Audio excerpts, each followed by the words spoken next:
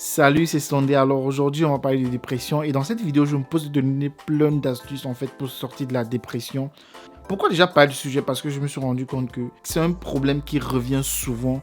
Depuis que j'ai démarré l'aventure YouTube, que je cause avec beaucoup de personnes, je me rends compte que plusieurs sont en fait dans la dépression, ils passent par des moments de dépression et plusieurs ont peur d'en parler en fait parce que très souvent, c'est dans la communauté, on va vite te juger parce que généralement, le noir ou bien l'Africain, il a associé ça en fait à l'Européen, que c'est un problème des Blancs, c'est pas, ça ne le concerne pas. Mais, et donc ça fait que plusieurs en fait sont dans cet état de frustration là. Non seulement ils ont ce problème là, mais ils ont peur en fait d'en parler parce que voilà, il y a très vite un jugement qui va sortir. Mais dans cette vidéo en fait, tu vas apprendre que déjà la dépression, c'est pas une maladie, ça ne s'attrape pas. La dépression, c'est un état que tu crées en communiquant avec toi-même. Donc, je vais te donner dans cette vidéo plein d'astuces comme ça qui vont te permettre, une fois pour toutes, de sortir de la dépression. Et si tu écoutes cette vidéo sans la pratiquer, ça ne servira à rien parce que on a des résultats rien que sur ce qu'on décide de mettre en pratique.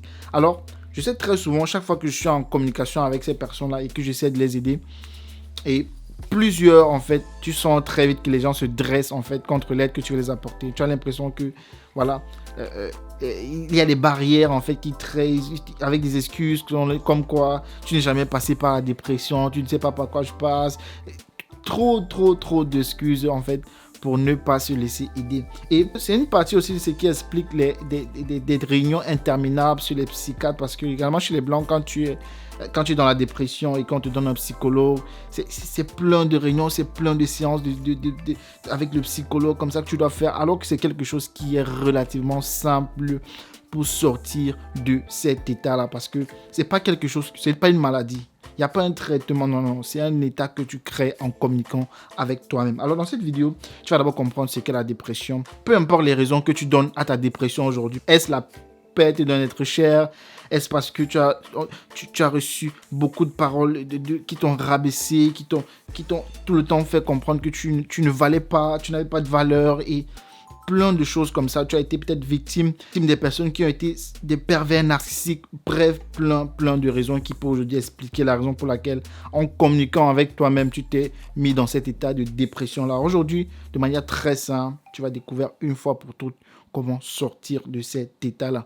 Alors, mon nom c'est Sondé, c'est la première fois que tu passes par ici. Like, abonne-toi, partage cette vidéo à les gens que tu sais qu'ils en ont besoin. Si toi tu n'es pas dans le besoin, mais partage cette vidéo parce que c'est quelque chose de très important. Et dans ces chaînes, je parle de quoi? Je parle d'éducation, je parle de business, je parle d'entrepreneuriat, je parle de développement personnel. Bref, plein de sujets comme ça pour t'amener à sortir de ta zone de confort et à atteindre tes accomplissements. Et la dépression fait partie de ça en fait. Plusieurs en fait, tellement ils ont vécu dans la dépression qui se sont associés à ça. C'est-à-dire que quelque part en fait, c'est une fierté pour eux aujourd'hui de dire qu'ils sont dépressifs.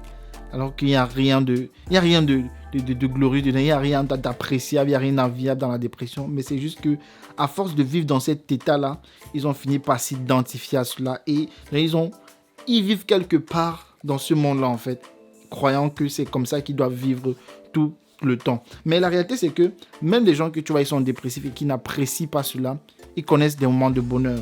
Pourquoi est-ce que donc ils ne vivent pas cette dépression permanente? Pourquoi? Parce qu'en fait, à d'autres moments de leur vie, leur cerveau a reçu d'autres signaux qui leur ont fait ressentir comme ça d'autres états et ils ont été stimulés comme ça pour vivre d'autres choses, le bonheur, la joie, beaucoup de choses en fait qui expliquent pourquoi ce n'est pas un état permanent souvent dans la vie de plusieurs. Donc, déjà, tu comprends déjà que la dépression n'est pas permanente. Personne n'est dans la dépression en permanence. C'est un état dans lequel tu te plonges de temps en temps et tu sors parfois quand ton cerveau reçoit d'autres signaux.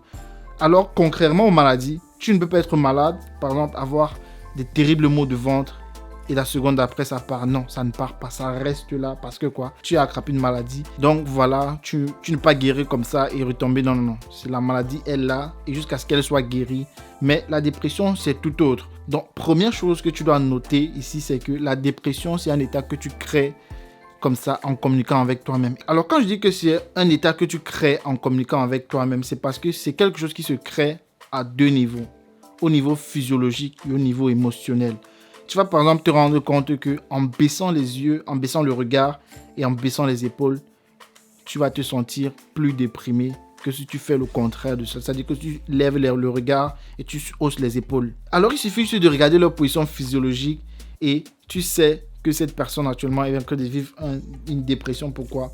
Parce qu'elle est en train de donner des impulsions à son cerveau qui lui demande d'être dans ces états-là. Alors, première astuce pour sortir de la dépression, et c'est quelque chose de très simple. Vu qu'on a vu les deux niveaux qui conditionnent ton état de dépression, ton état dépressif, comment sortir donc de la dépression? On va donc commencer par la chose la plus simple. Et c'est relativement simple. Pourquoi? Parce que ça te demande juste de faire une action. Ça ne te demande pas de penser, non. Ça ne te demande pas déjà de penser, non. Ça ne te demande pas déjà de faire quelque chose qui va te coûter beaucoup, non. Première chose, supposons que tu es assis et que tu te rends compte que tu es dans cet état-là. Lève-toi, par exemple, et regarde en haut et lève les épaules. Tu vas voir qu'en regardant en haut, en levant les épaules, tu te sens déjà différent. Même si tu n'es pas encore totalement sorti, mais tu te sens déjà différent. Tu peux déjà faire d'autres choses qui vont davantage aider à cela. Donc maintenant, quand tu es déjà dans cette position-là, debout, et tu regardes en haut, garde toujours le regard en haut, les épaules bien levées, comme si tu étais dans l'armée en fait. Donc la deuxième des choses que tu vas faire, c'est penser. Alors, penser à quoi? Penser à des choses pour lesquelles tu ressens de la gratitude. Alors, c'est là qu'intervient la chose que je pense que ça va vraiment aider beaucoup de personnes, surtout ceux qui passent par le fait qu'ils ont perdu un être cher, ou bien ceux qui sont victimes peut-être, je sais pas, de pervers narcissiques, ou bien d'autres choses. C'est quand tu commences à penser à une chose pour laquelle tu ressens de la gratitude, tu te mets dans cet état de pensée-là, et puis, plus tu penses à ça, plus tu vis en fait dans cet état de gratitude-là, encore et encore, tu intensifies cet état-là. Tu l'intensifies. Tu vas voir qu'à un moment donné, ça commence à disparaître. Et pense à un événement joyeux.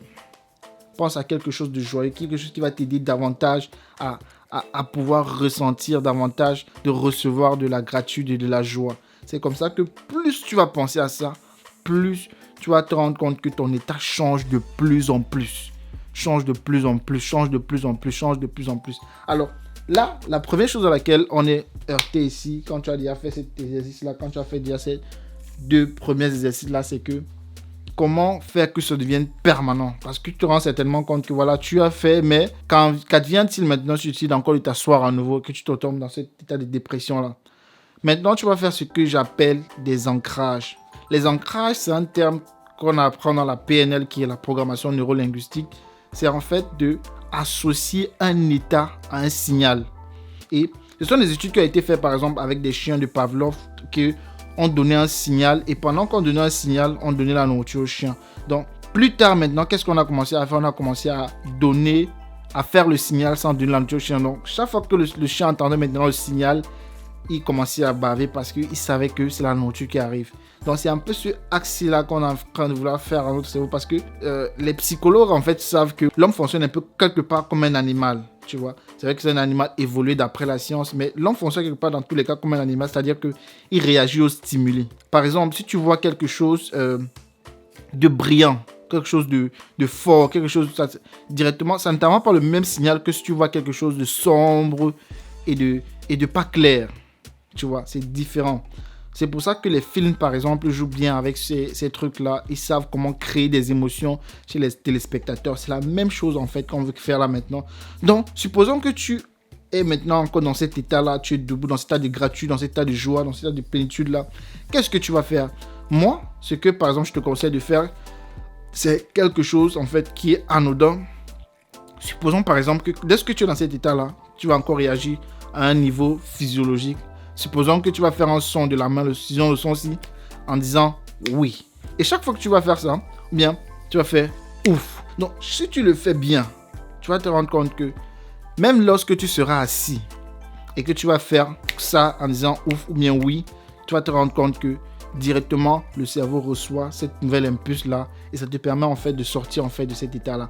Et plus tu vas le faire, plus tu vas te rendre compte que tu n'es même plus dans cet état de dépression-là, parce que tu as maintenant commencé à communiquer différemment avec ton corps, avec tes émotions, avec tes pensées, etc. Et tu n'es plus dans cet état de dépression-là. Alors, c'était ce dont je voulais partager avec toi dans cette nouvelle vidéo. J'espère que tu as aimé, j'espère que ça va vraiment t'aider à quitter une fois pour toutes cet état de dépression là.